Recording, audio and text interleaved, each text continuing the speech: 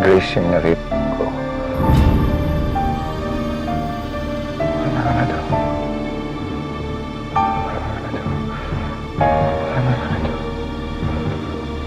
Wala ka na daw. Wala ka na daw.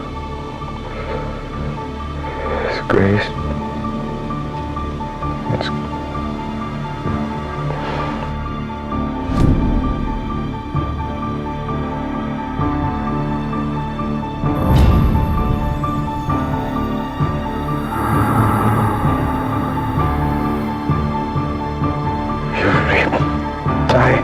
Billy!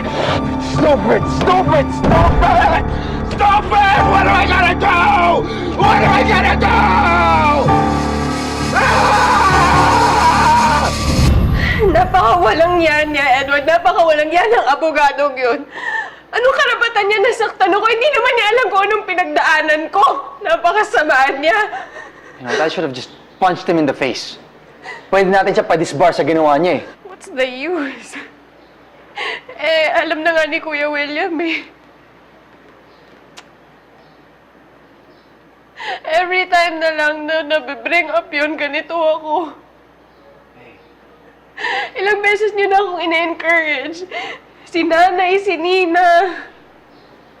Sumali pa nga ako ng support group. Pero wala pa rin. Tuwing napapanggit yung paghahasa sa akin, parang bumabagsak ako. Halos 2 years na, Edward. Halos 2 years na nakakalipas. Pero parang kahapon lang. I don't know what to say. Kung kaya ko lang saluhin lahat ng sakit na nararamdaman ko, gagawin ko yun. I just wish I could.